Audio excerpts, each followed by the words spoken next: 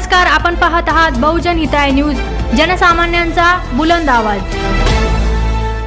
हे औरंगाबादचे कालडा कॉर्नर जे आहे ना, त्याचे मालक कालडा सेट आहे, बरोबर आहे। त्यांची जागा होती कालडा कॉर्नरवर। ते जागावर समोरवरची पार्टी जी आहे त्यांनी 14/8/14 पेपर दाखवून 15/8/54 ते बसले। ते प्रकरण आहे आणि त्याच्यावर काय डॉक्युमेंट नाही, सगळे खोटे डॉक्युमेंट 14 दाखवून 15 बसलो आणि आम्ही सगळे डॉक्युमेंट दाखवले कसं ते माणूस बसलेलं आहे। आणि औरंगाबाद शहरामध्ये भूमाफिया चालू आहे, हे आम्हाला शरम वाटते की शहरामध्ये भूमाफिया कसं चालते म्हणून। आणि ते जालना रोडवर भूमाफिया रातोरात तुमची जागा येऊन घेऊन चालले आणि कोणी काय प्रशासन काय करून राहिलं लागलं। प्रशासनाने त्याची सूट घ्यायची नाही घ्यायची।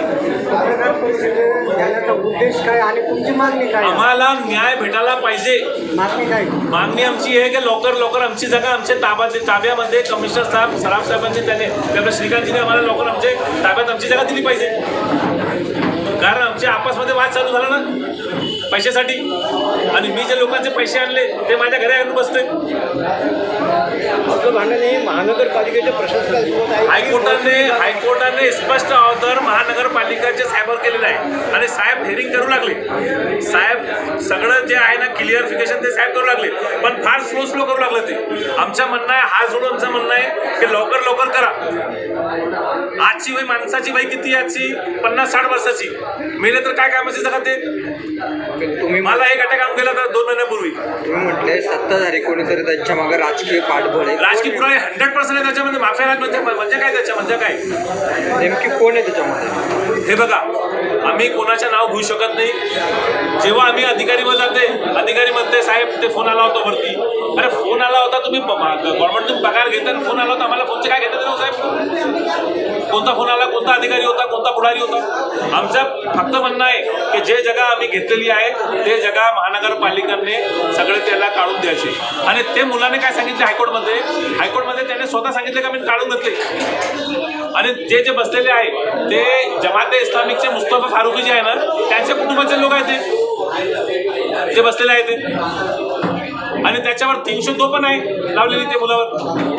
आणि ते गुंडे लोक आणि आम्ही व्यापारी लोक, आम्ही कशी बरोबरी करू शकता तुम्ही सांगा बरं? आणि प्रशासनाला आमच्या लोकांना मदत करणार की नाही, करायला पाहिजे की नाही करायला पाहिजे? कोर्टाचं उल्लंघन केलं असं? अरे हायकोर्टने स्पष्ट सांगितलं की ते सगळे काढ तिकडतून, आणि कमिशनर साहेबांना सांगितलं की त्याची हेरिंग घ्या, ज्याची जागा आहे त्याला द्या। आजपर्यंत जागा भेटली नाही। तुम्हाला काय वाटतं काय मिळेल कोर्टात? नाही, कसं नाही मिळेल? कोर्टाचा आदेश जर हायकोर्टाचा अपमान करू लागले ते लोक। अमरप्रीत रस्त्याकडून आपण दर्गाकडे जातो ना, त्या रस्त्यावर आपल्या दक्षिण बाजूला आमची 54ची जागा आहे, त्याला खेटूनच एक 14ची जागा आहे। आमची जागा जी आहे नंबर वेगळे आहे, 15/854 आमची जागा आहे, आणि जी बाजूला आम्हाला खेटून आहे ती 14/814 आहे। अशी दोन एकमेकांना जोडून 2 जागा आहेत। तर आमची जागा जी आहे ती 7 एकरची जागा आहे। त्याच्यातले काही प्लॉट आम्ही 85ला विकलेले आमच्या वडिलाच्या काळात। वडील वारले आमचे, मग नंतर आमचे मोठे भाऊ होते, त्यांनी काही प्लॉट विकले, ते वारले। आता राहिलेली जागेचे आम्ही 15/854 या जागेचे, तिथं कसं आहे ते 2 आरक्षित जागा आहेत, प्लेग्राऊंड आणि एज्युकेशन झोन, ते असं विकास आराखड्यात तिथे बांधकाम परवानगी आम्हाला भेटत नाही। तर तिथे आम्ही महापालिकाकडून एक वॉल कंपाऊंड आम्हाला बांधायची परवानगी द्या, त्याची परवानगी आम्ही महापालिकाकडून 2022ला काढलेली आहे। त्या परवानगीनंतर आम्ही ती जागा यांना जे समोरची जे होते फक्त 33,000ची समोरची यांना विक्री केलेली। त्याच्यातले अर्धे पैसे आम्हाला अर्ध्यापेक्षा कमी आलेले काही त्यानंतर ते लोक 14 म्हणून, आधीचे जे लोक आहे 14 म्हणून आमच्या जागेवर येऊन बसले। तिथं आमचे जे सगळे बोर्ड वगैरे होते, आमचे जे सामान होतं ते सगळे उचलून घेऊन गेले तिथून, आणि त्यांनी आमचे जे वॉचमॅन होते त्यांना हे उचलून दिलं। त्यांना नंतर तिथं त्यांच्या नावाचे बोर्ड लावले आणि सगळं तार फेन्सिंग आमच्या जागेवर, अगोदर आमची जागा मोकळी होती, तिथं त्यांनी तिथं तार फेन्सिंग केलं, तर त्यांच्या नावाचे बोर्ड लावले।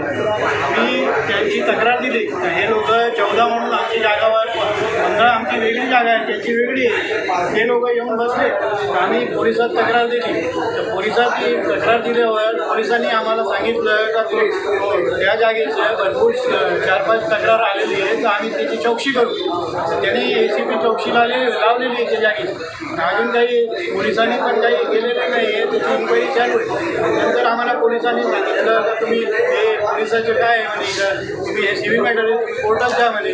तर आम्ही त्याच्यानंतर याला अतिक्रमण आम्ही त्या जागेची परवानगी आहे, आम्ही अतिक्रमण विभागाला सांगितलं तर तुम्ही ती कारवाई करा त्याच्यावर. अतिक्रमण विभागाने त्या लोकांना नोटीस दिली तर ती आम्ही त्याची परवानगी काढायला दिलेली आहे, तुम्ही ती रिकामी करा, नाही तर आम्ही सगळं काढून टाकणार. तुम्ही तिथं जे केलेलं आहे, एक तर ते प्लेग्राऊंड आहे, तिथं काही करता येत नाही. तुम्ही रूम कसं बांधतील तिथं हे केलं, प्लेग्राऊंडवर काही करता येत नाही, तुम्ही इलिगल केलेलं आहे. तर ते त्या लोकांनी काही काढलं नाही, म्हणून महापालिकाने त्यांना परत एक 2 दिवसाची नोटीस दिली की तुम्ही लवकरात लवकर ते जे केलेलं आहे ते काढून घ्या, नाही तर आम्ही काढून देणार आहे. तर ते त्या नोटीसच्या खिलाफ हायकोर्टात गेले ते लोक. हायकोर्टाने त्यांना असं आदेश दिला का तुम्ही जे केले ते इलिगल केलेलं आहे, तुम्हाला जे काही करायचे तुम्ही परवानगीने करा, तिथं परवानगी काढा, इलिगल काम करा. तर ते आणि ते जे तुम्ही केलेलं आहे अतिक्रमण ते सगळं रूमा गिमा काय बांधलं ते सगळं काढून टाका. या लोकांनी काय केलं, काही काढलं नाही, काही नाही. थोडंसं आपलं हायकोर्टाला दाखवायला 2-3 पत्रे 4-5 पत्रे काढून नंतर ते हायकोर्टाला सांगितलं आम्ही सगळं काढून दिलं. हायकोर्टाने असं निकालात दिलं का जे आपल्या आयुक्त साहेब आहे महापालिकाचे त्यांनी या जागेची चौकशी करायची, 15 कोणती आहे 14 कोणती आहे त्याची हिअरिंग घ्यायची आणि ज्याची जागा आहे त्याला परवानगी द्यायची. कमिशनर साहेबांनी त्याची हिअरिंग घेतलेली, 10-12 हिअरिंग झाली. काही वेळेस ते कमिशनर ते गैरहजर होते, कधी होते. आता हायकोर्ट कमिशनर साहेबांनी सिटी सर्वेला सांगितलेलं आहे की आम्हाला ही जागा मोजून द्या, 15 कुठे 14 कुठे. हे आहे आता आज ज्या जागेची आज जॉईंट मोजणी होती दोन्ही जागेची, तर आता ते कोणीतरी दबाव टाकतो काय करतो ती आता आम्हाला माहीत पडलं का ती जी मोजणी होती ती रद्द झाली. म्हणजे आम्हाला कसं आहे न्याय नाही भेटू. तुमची मागणी काय आहे? मागणी असं आहे का सिटी सर्वेनी कोणाच्या दबावावर नाही काही नाही, जे सत्य आहे जी जागा आहे जे त्यांची जी शीट आहे शीटाप्रमाणे त्यांनी ती जागा मोजायची आणि ज्याची आहे तर त्यांना द्यायचं, आमची आहे तर आम्हाला द्यायचं. नक्षे आहे तुमच्याकडे सगळे रेकॉर्ड आहे, नक्षे आहे, PR कार्ड आहे, PR कार्डवर सगळं क्षेत्रफळ लिहिलं आहे, त्यांचे क्षेत्रफळ लिहिले, त्यांचे क्षेत्रफळ मोजायचं, त्यांनी किती विकलं, त्यांचे किती राहिलेले, आमचे क्षेत्रफळ मोजायचं, आमचे कामे किती विकलं, आमचे किती राहिलेले, सगळं मोजून नक्षे करून एकत्र मोजणी करायची. ज्याला ज्याची जागा आहे आम्हाला असं नाही आम्हालाच पाहिजे, आम्हाला फक्त असं आहे तर त्यांनी जी सत्य परिस्थिती आहे जे कोणाच्या दबावामध्ये नाही येता जी सत्य परिस्थिती आहे ते त्यांनी आम्हाला तेवढीच अपेक्षा आम्हाला सिटी सर्वे. माझं नाव शत्रुघ्न काळटा.